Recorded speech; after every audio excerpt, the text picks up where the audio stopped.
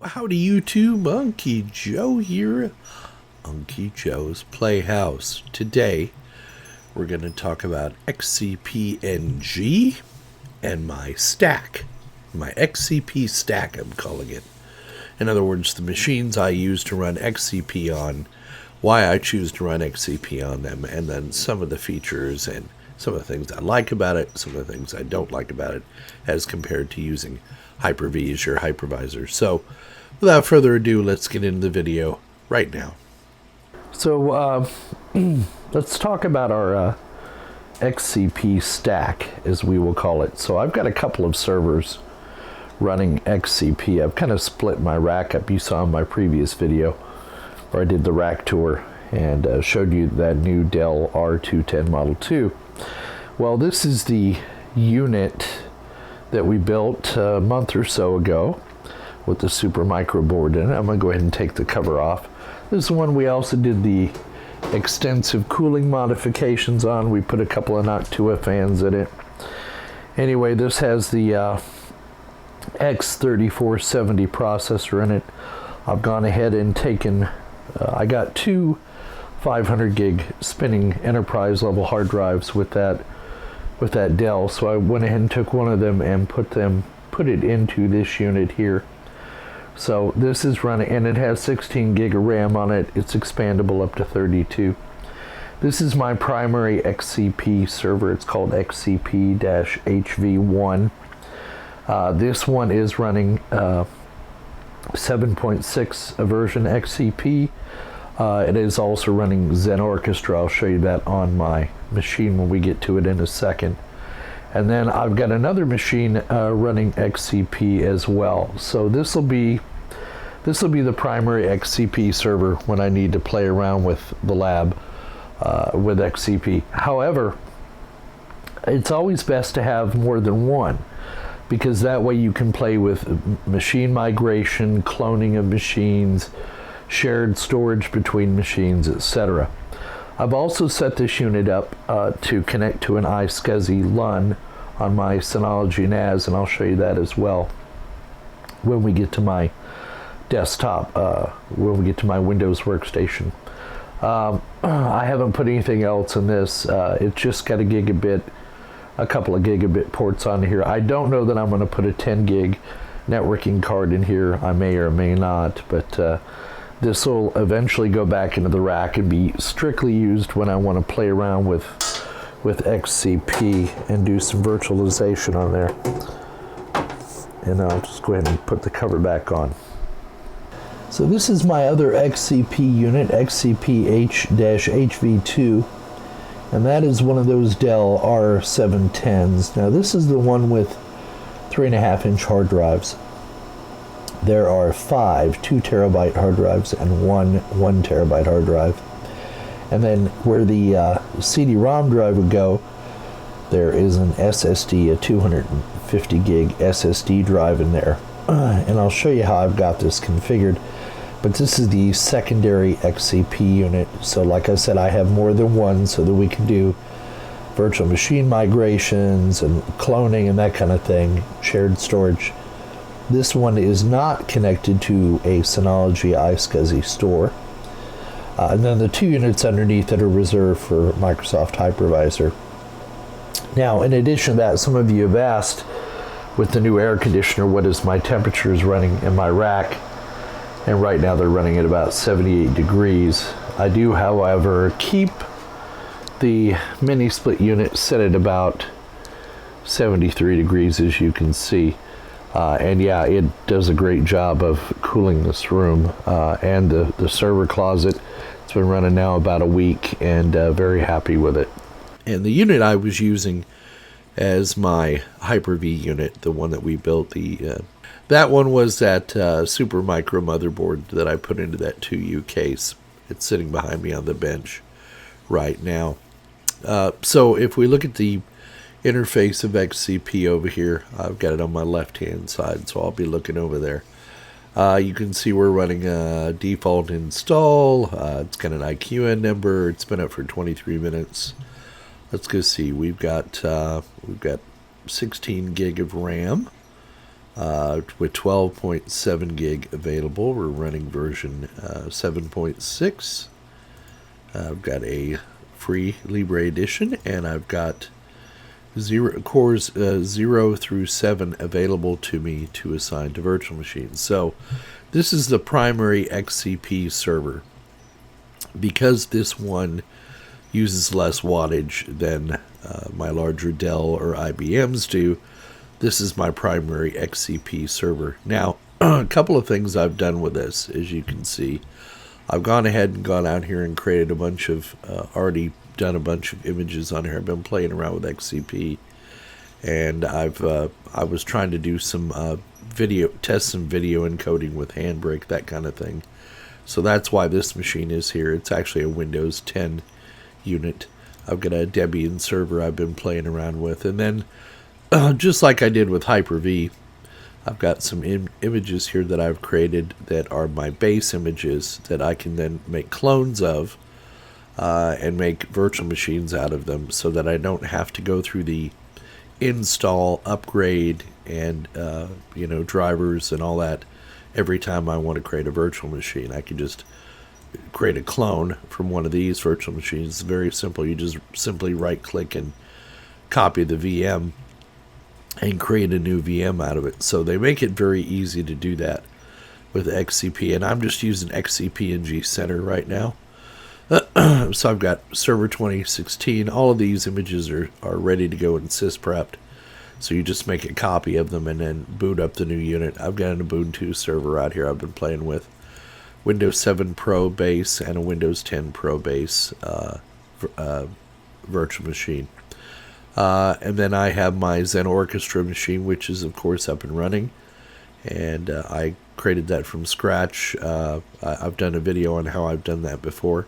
Now, what I did do is I created an iSCSI share, or an iSCSI volume, on my Synology NAS, and I called that XCP-HV1. It's 500 gig, and then I connected up XCP to that iSCSI share, so you can see this is where I have pretty much all of my images out here is on this iSCSI share. Now I also have a 500 gig hard drive in that unit that's behind me, and so we have that available for local storage, and then of course my ISO library, which is over on my Synology NAS as well, and that is where I have all my my images. Then this unit here is actually my Dell R710. So if we go look under memory, you'll see we have 40 gig of memory on there, and then we have 16 CPUs available to assign to a virtual machine. This is the first Dell R710 I had. It's the E5640 with a 2.67 gigahertz processor.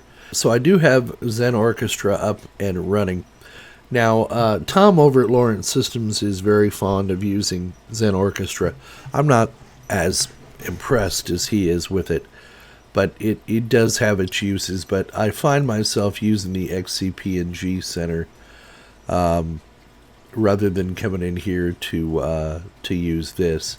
I guess it's just a matter of personal preference. But right here, if I go to the XCP Hyper-V 1, it tells you we have 8 we have 8 cores or 8 CPUs we can share, 16 gig of RAM, 2 network connections, and 6 different hard drives. And it does give you some nice way to look at the stats on it. You've got your console, network settings here, storage settings here. You can manage patches, log files, and then you have advanced, and that's available for any of them.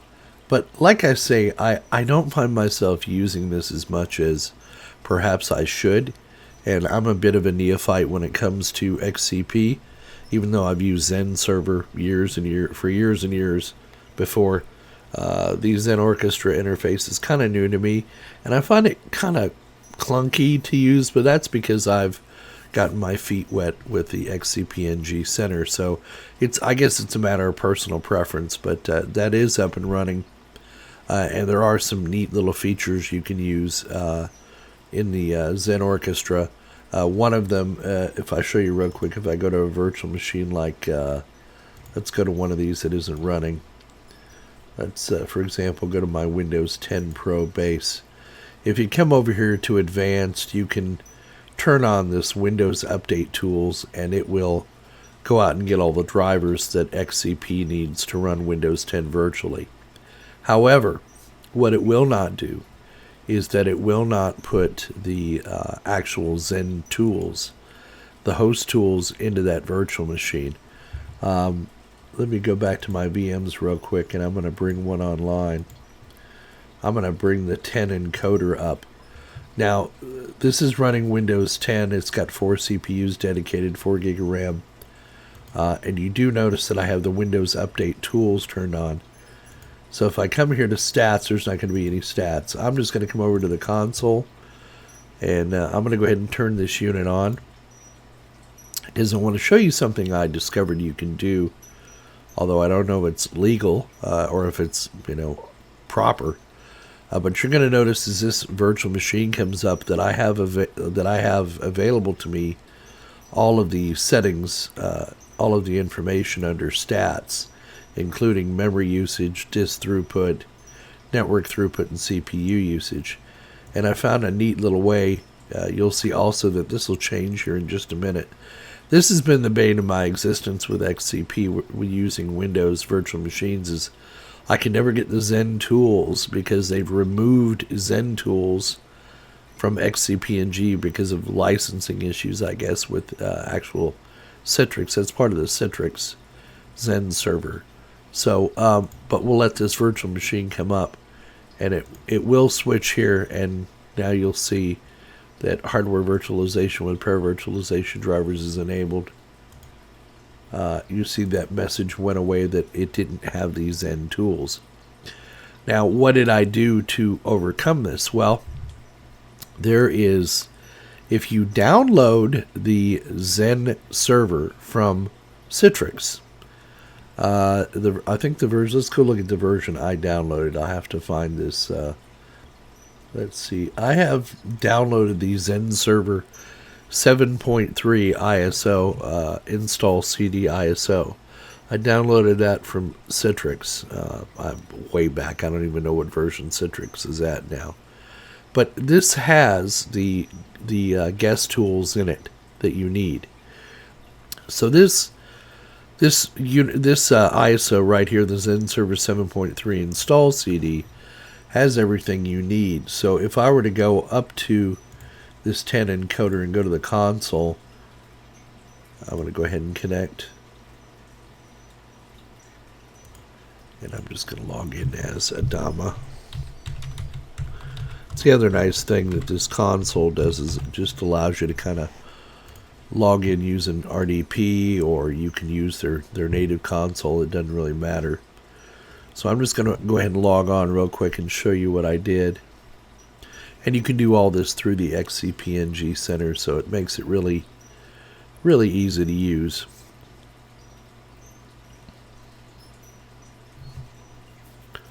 Alright, so I'm going to go ahead and insert a CD. And I'm going to insert that Xen Server 7.3 install CD. It'll pop up here in just a second. So what I did, if you just go out to that CD that you just mounted,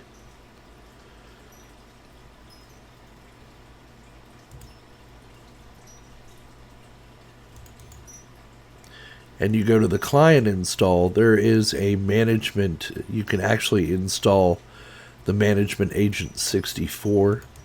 I'll just go ahead and run through this just so you can see it. Okay, and it already tells you a later version of already running. It's already installed, setup will now exit. If you just run this program, it will install the management agent that allows you to do the shutdown and reboot. All the neat little tricks that you can do. If just, for example, if you were running it under Hyper-V, you have all those tools available to you. So keep that in mind. Go download the Xen Server install CD, and then you will have the management agent available to you. Don't know whether it's legal. Don't know whether it's violating the Xen Citrix terms of license. So read the license agreement for yourself and find out. But that then gives you also access to all of these performance ratios.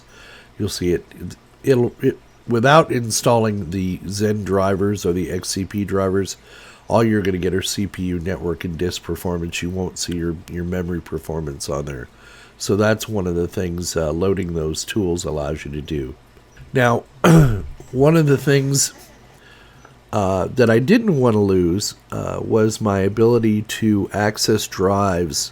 I have 6 2 terabyte, well, let me clarify that. I have 5 2 terabyte and 1 terabyte drive in that Dell R710, the one that has the 3.5-inch hard drives.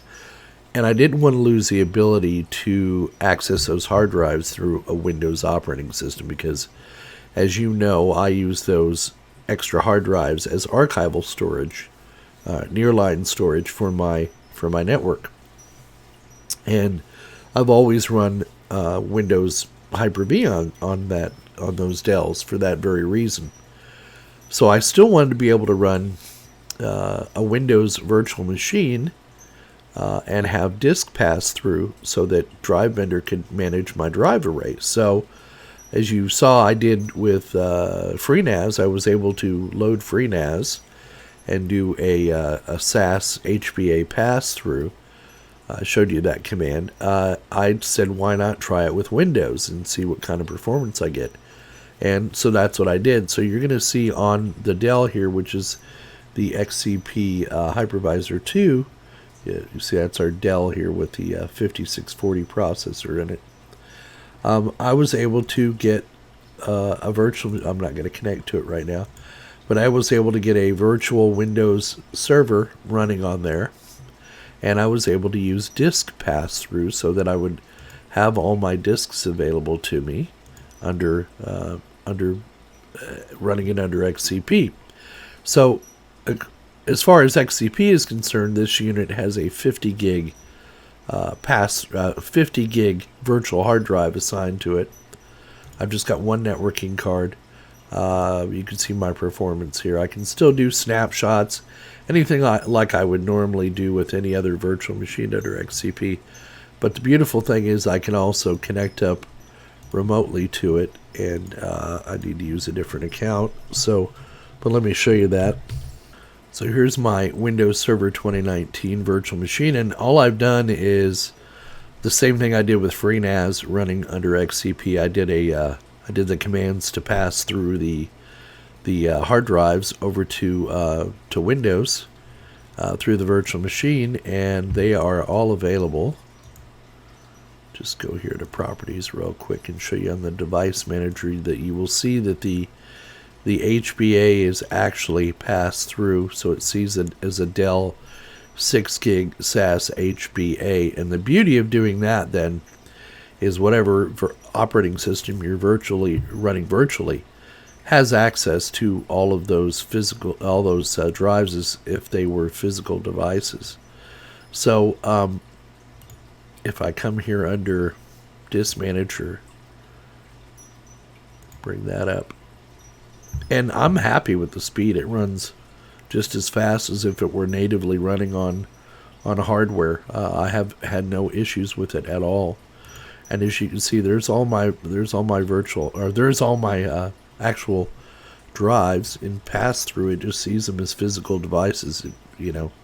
So there's no intermediary. There's no layer between XCP and Windows Server. So it controls them just like if they were physically attached to the machine. And then of course I've got Drive Vendor is running great under there as well, allowing me to manage my storage. It treats it all as one large drive pool, and as you can see, I've got data out on all these drives. So yeah, there's only one 1 terabyte drive left. Now the other thing it does as well is the other thing it allows you to do is it passes through Smart when you use a pass-through controller. So all of the neat features I like about that Drive Vendor gives me, I still have available even though this machine is running as a virtual machine. And then I only bring this unit up when I need to do archival stuff or when I've got some stuff to test with XCP. I still even have folders duplicated on here. So under the archives, you'll see that I have, even though this is a backup, I go ahead and duplicate anyway my music and photos. And then if I wanted to do it with Unky Joe's Playhouse, I could do it as well. So all the features I would normally have available under, if I were to run Windows Hyper-V on here, I have available to me as well. So this was more of a proof of concept thing, like, can I do it, as to opposed to having any reason to do it. I just did it because it was there, kind of thing. You know what I'm saying? So yeah, don't let anybody tell you it can't be done. And I'm sure this is something that can be done with Proxmox as well, but I'm not real fond of the Proxmox interface. I'm also not fond of, I prefer XCP. Hyper-V, of course, is going to be my first choice for a hypervisor. Then probably in ranking of order, then it's going to be XCP, and then Proxmox after that. Nothing wrong with Proxmox, just I'm not real pleased with the interface on it. So if I come back here to Xen Orchestra and go look at Prometheus, you'll see it's got 4 processors, 4 gig of RAM, 1 network card. Gives me the since I have the XEN Tools disk installed and have those drivers, now I get to see all the neat little stats. This was one of my big bones of contention, and I had asked Tom over at Lawrence Systems, hey, how do you do this? He says, well, just go out there to Advanced and go over here to Advanced and tell it to load these Windows Update tools, and bing, bang, boom, you'll be done. I did that, but evidently Tom doesn't use a lot of Windows virtual machines in his XCP, because I could never get this to show. I could never get the memory to read properly, and it constantly told me the XEN Tools was not installed. So I showed you a minute ago how to install those. But so now I can see all my stats, and I can see my networking information. I can do snapshotting, and best of all, I can shut down the virtual machine. I can restart it if I need to. All the neat little things I can do. But yeah, Windows Server 2019 is running great under XCP. I'm really impressed with that. Again, I don't know the Xen Orchestra interface well enough to like it or not like it. I'll have to play around with it some more. And so these 2 units then, the Supermicro X3470 and then the Dell R710 are both running XCP-NG. They will be for the foreseeable future as we test out new things. Now, the other beautiful thing about this is the reason I'm looking at XCP is not that Hyper-V can't do this. Actually, let me come to another screen. So one of the other reasons I'm looking at XCP-NG is because of the pass-through capabilities of it. Now, Hyper-V can do pass-through of devices, just like XCP and just like Proxmox can do, and ESXi for that matter. But the issue is it doesn't do it as well as XCP can do it. So if I had built a server that was capable of having 2 or 3 video cards in it, I could pass them through to a virtual machine. But I don't have the capability to do that in either one of these servers. There is no way to actually install a proper, and when I say proper, I mean like a higher end RX 570, 560, or an NVIDIA 1030, something like that, into one of these servers. The problem with the Dell is it doesn't have enough power to power that card, and it's only an 8X slot that's in these Dells, and they would have to be modified, so I don't want to muck with them. And then the problem with this 2U unit behind me with the Supermicro board in, while it has an 8X slot that has a notch out of the back of it so you can put a 16X video card in there, it physically won't fit in the box. So that's why I have Unraid, because Unraid allows me to use, I've got that i5 back there that I run Unraid on, and I can do pass-through. So you're probably not going to see me doing anything about video pass-through on XCP. I may just do it as a proof of concept to prove it can be done and to show you how to do it, but it's not something I'm going to be using. I think Unraid is better suited to that than XCP is. And really, to be honest, I don't get a lot of calls from clients to do graphics pass-through on a virtual machine. It's not really something that they look into that much. So it's nice having the new AC unit in the studio here, but unfortunately now I can hear everything else that I couldn't hear before. And I've got an old dog behind me, Toby. He's as you know, he's crippled and he's getting old, and I think his best days are way behind him, but he just keeps on chugging along. But he tends to plop down on the floor and make a lot of noise. He weighs 100 pounds, and he breathes heavily, like he's been smoking a pack of Camels for 50 years. So pardon the dog noise behind us, but I have an open concept kind of thing with my studio here. I allow the dogs to wander in and out as they please, so pardon the noise. But anyway, back to XCP. So yeah, if you're looking to virtualize and you're looking to do it on the cheap, in other words, no licensing cost, Microsoft does make Hyper-V available to you free of charge at no cost. There is a free version out there. It's only a text-based interface. You don't get the GUI, but no big deal, right? I just think XCP does a better job of it. Now, one thing I will talk about with XCP that I noticed, I tried to get a virtual Linux Mint machine up and running under XCP, and the damn thing kept crashing and rebooting on me. Same thing with Pop! OS. I just really couldn't get the interface to work under XCP properly. It's just something I don't know how to do, okay? But I was able to go out on Hyper-V and get Linux Mint and get Pop! OS running in a virtual machine under Hyper-V. Don't ask me why. Now, let's talk about the elephant in the room. What do I prefer? Well, of course, I still prefer Hyper-V.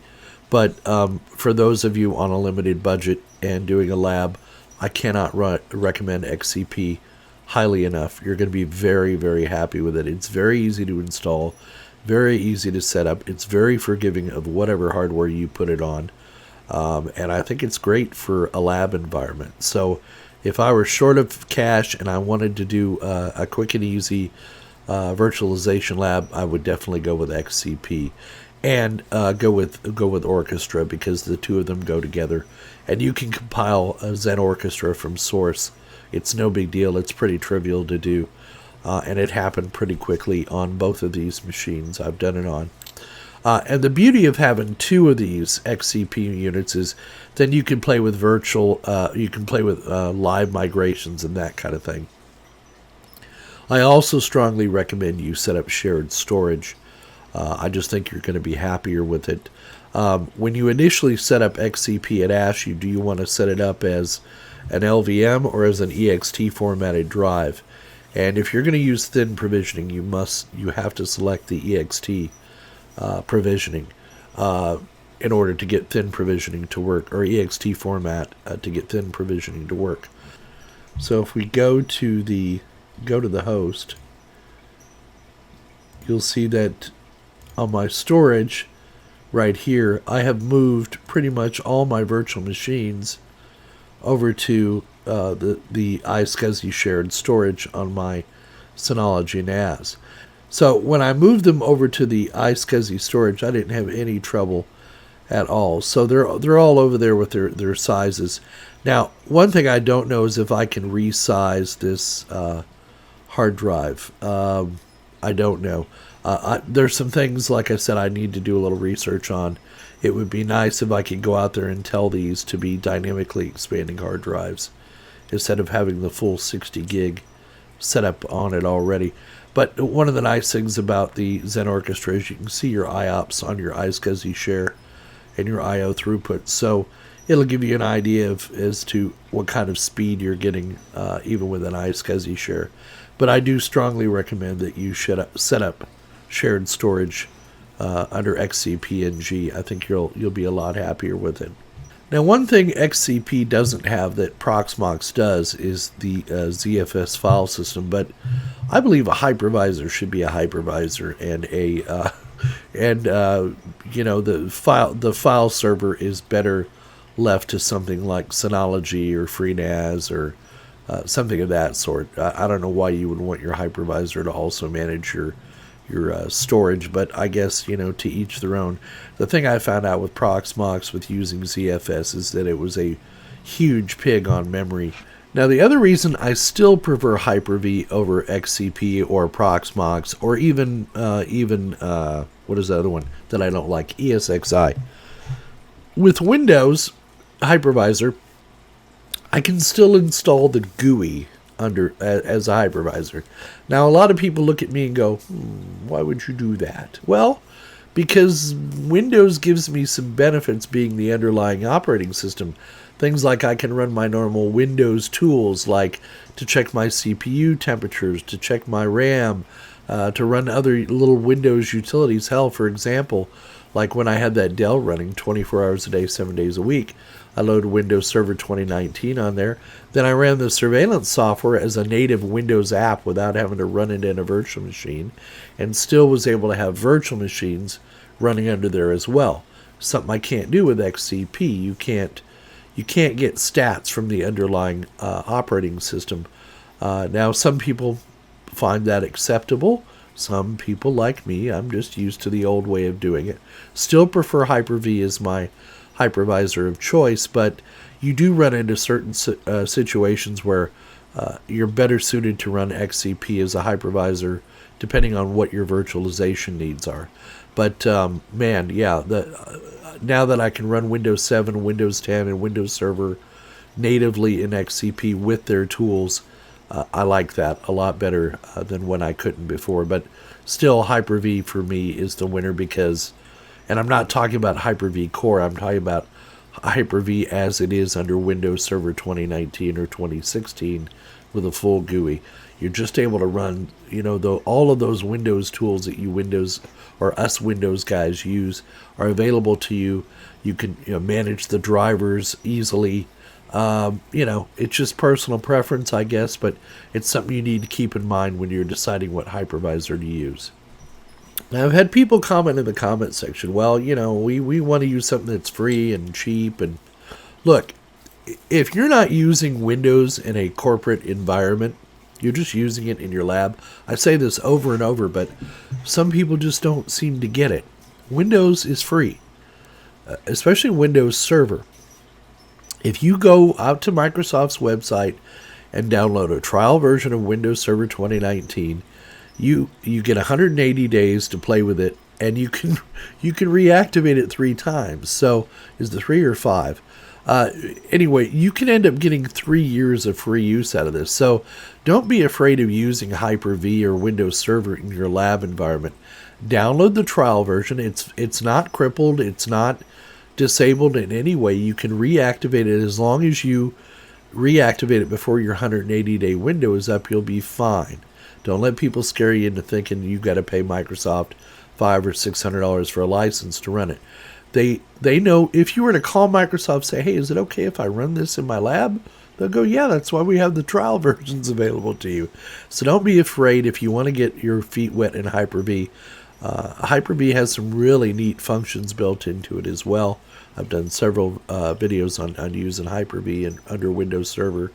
And but a lot of people use that as a reason for not using Hyper-V. Don't let that stop you. Play around with it in the lab because you're going to need all of this out in the real world. There are some companies that are Microsoft driven, some that can use open source, but keep your options open, as they say, and don't be afraid that you're going to get in trouble with Microsoft or you're violating some legality or something legal. Don't let that bother you. They do make it available to, they know lab people, they know people like us using it in their labs, and frankly, it's free advertising for Microsoft, so they really don't care. If you never activate the damn software, they don't care anymore. Windows Server 2016, if you didn't activate it, it would shut off. But Windows Server 2019, if you just keep running it, it's just like Windows 10. There are some customization settings that aren't available to you, but it does not shut off. I have yet to have a Windows 2019 server shut off on me like Windows Server 2016 did. But your mileage might vary. So there you go, YouTube. I've showed off my XCP-NG stack. And if you saw my previous video, the one about the rack updates, and if you haven't, shame on you. Shame. Go back and view it, and you'll see what we're talking about the changes in the rack. Now I still have Hyper-V in my rack, and you know, I've kind of delegated the rack now to simply being used for YouTube video and lab work. I don't run any of those servers 24 hours a day, 7 days a week. My Dell 210 Model 2 that I just got is now my 24/7 server, along with my Synology NAS and my Exponology NAS, and of course my switches. So I've gone from consuming about 600 watts in that rack down to about 300. So quite a significant power saving. Not that power is a big problem here in the US. It's fairly cheap. Where I live, it's about 10 cents per kilowatt hour. But why waste it if you don't need to, right? And for some of those of you in other states in the US, your power costs can be twice what they are here. And over in Europe, they can be 2 or 3 times the cost of what it is in the US. So nothing wrong with that. Now, some of you have also asked why I don't look into solar power for my rack. It's only 3, even if it were 1,000 watts, you know, 1,000-watt solar system for that is not too expensive. But I'm a return on investment kind of guy. So, and it would take years, as cheap as power is here in the US, it would take me years to recoup an investment in batteries and solar panels and charge controllers, all that other stuff that's required, and then maintenance on the system as well. So the payback on that for me would be years out, and I'm not going to live that long. And yeah, I'd rather just pay the power company 10 cents per kilowatt hour. Well, you know me, I could rattle on all day, so it's time to end the video now. So we hope you found it entertaining and informative. Please leave your comments down in the comments section. Subscribe. Please, if you're not already a subscriber, hit that subscribe button and the notification icon so that you can be notified of new videos when they come out. Donate if you're so inclined. PayPal. We take PayPal and we take Patreon. And thank you to all my Patreon and PayPal supporters. You've been very generous over the last few months, and we've been able to get new equipment in here and get some hard drives put in and that kind of thing. Those 4 terabyte hard drives that I bought, I went ahead and bought another one of them, again for $60. Those Seagate Constellation drives, enterprise level drives, are running great. And yeah, I'm very happy with them. Anyway, come back and see us again, and please don't forget that we will see you on the other side.